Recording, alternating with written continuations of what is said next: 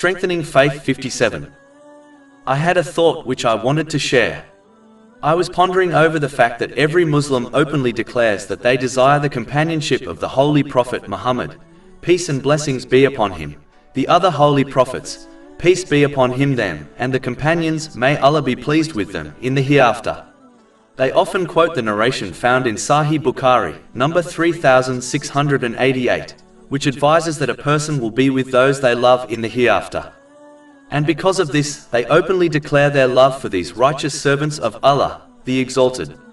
But it is strange how they desire this outcome and claim love for the Holy Prophet Muhammad, peace and blessings be upon him, yet they barely know him as they are too busy to study his life, character and teachings. This is foolish, as how can one truly love someone they do not even know? In addition, when these people are asked for proof of their love for the Holy Prophet Muhammad, peace and blessings be upon him, on Judgment Day, what will they say? What will they present?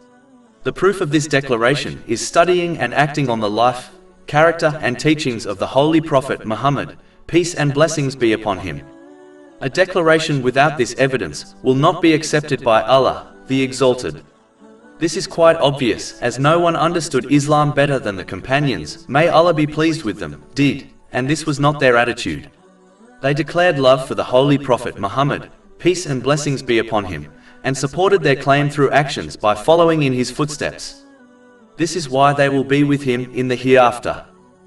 Those who believe love is in the heart and does not require it to be shown through actions, is as foolish as the student who hands back a blank exam paper to their teacher, claiming that knowledge is in their mind, so they do not need to practically write it down on paper, and then still expects to pass.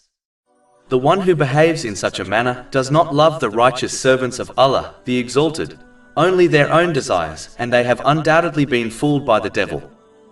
Finally, it is important to note that members of other religions also claim love for their holy prophets, peace be upon them. But as they failed to follow in their footsteps and act on their teachings, they will certainly not be with them on Judgment Day.